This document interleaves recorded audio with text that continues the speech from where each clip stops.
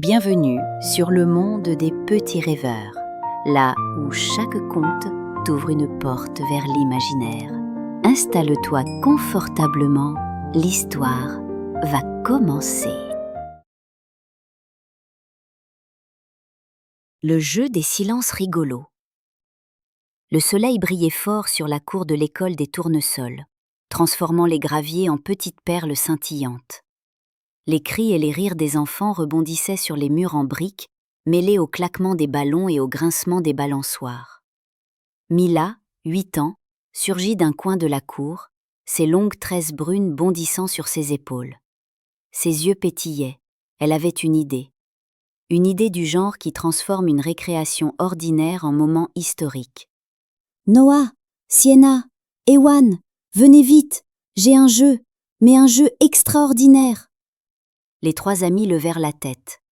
Noah la rejoignit en courant, les cheveux en bataille. « Alors, qu'est-ce que tu as encore inventé? Un concours de saut dans les flaques ?»« Pire, » répondit Mila en souriant. Sienna s'approcha, intriguée. « Pire? Dans ton langage, ça veut dire encore plus drôle ou encore plus bête ?»« Les deux, ça s'appelle le jeu des silences rigolos. On doit rester complètement muet, mais on peut faire toutes les grimaces du monde pour faire craquer les autres. » Ewan arqua un sourcil. « Et si on rit ?»« Éliminé !» fit Mila avec un grand geste théâtral. Sienna croisa les bras, le menton relevé. « Alors là, je vais gagner haut la main. » Les 4 amis s'installèrent à l'ombre d'un grand tilleul, leur quartier général habituel. Les racines formaient des petits bancs naturels où ils s'assirent. Mila grimpa sur une racine plus haute et prit un ton de présentatrice. « Mesdames et messieurs, voici les règles. Règle numéro 1, on se met en cercle. Règle numéro 2, un joueur va au centre et fait une grimace ou mime une émotion. Règle numéro 3, interdiction de parler, rire, chanter ou même tousser. Règle numéro 4, si quelqu'un craque, il sort du jeu et devient spectateur de grimaces. Règle numéro 5, le dernier qui reste est le champion du silence. » Noah leva la main comme à l'école. « Et on a le droit de faire des bruits bizarres ? » ?»« Seulement si ça fait partie de ta grimace, » précisa Mila. Sienna haussa les épaules. « Ça a l'air simple. »« Simple mais cruel, » répondit Noah avec un sourire carnassier. Le sort tomba sur Ewan pour commencer au centre. Il se redressa, gonfla ses joues jusqu'à ressembler à un hamster, fit loucher ses yeux, puis ajouta un petit bruit de prrt avec sa bouche. Mila serra les lèvres, fixant un point au loin pour ne pas le regarder. Sienna se mordit la joue, le corps agité de petits tremblements. Noah, lui, se tortilla comme un ver. Pfff, éclata-t-il en un rire incontrôlable. Tout le monde partit dans un fou rire général. « Éliminé !» cria Mila, essuyant une larme de rire. « Bon ben, je serai le meilleur spectateur que vous ayez jamais eu, » dit Noah en riant. Sienna prit la relève. Elle ajusta son bandeau rouge sur ses cheveux, fit mine de tenir un sceptre invisible et se transforma en roi majestueux dégustant une glace. Mais à peine l'avait-elle porté à sa bouche imaginaire que son visage se figea. Les yeux exorbités, les dents serrées, tout son corps tremblant comme si la glace était glaciale au possible. Mila se balança d'avant en arrière pour se retenir. Ewan ferma carrément les yeux pour ne pas la voir. Mais Mila finit par émettre un petit « hihi » qui scella son sort. « Perdue, madame la présentatrice », dit Sienna en s'inclinant comme une actrice à la fin d'un spectacle.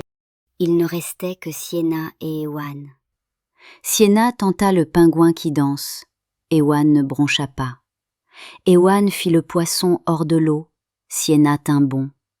Leurs visages se tordaient dans tous les sens, joues gonflées, yeux plissés, langue tirée, mais rien n'y faisait. Noah et Mila, depuis la ligne des spectateurs, se tordaient les doigts pour ne pas rire à voix haute.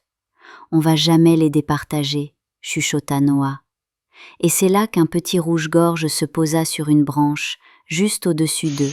« Cui-cui » fit-il de sa voix cristalline. Ewan, sans réfléchir, l'imita parfaitement. « Cui-cui » Silence, puis « T'as parlé » cria Noah, oubliant complètement les règles. Sienna leva les bras au ciel, triomphante. Victoire! On recommence demain, déclara Mila, mais cette fois, elle plissa les yeux comme une stratège. On rajoute des accessoires, chapeau, lunettes, moustaches. Noah frappa dans ses mains. Et le gagnant aura un prix. Une glace, proposa Sienna. Une glace, au cornichon, lança Ewan en éclatant de rire. Le lendemain, la cour devint un théâtre de grimaces. Sienna en sorcière enrhumée, Noah en poule affolée, Mila en robot détraqué. Les spectateurs riaient tellement que même les enfants qui ne jouaient pas s'étaient rapprochés pour regarder.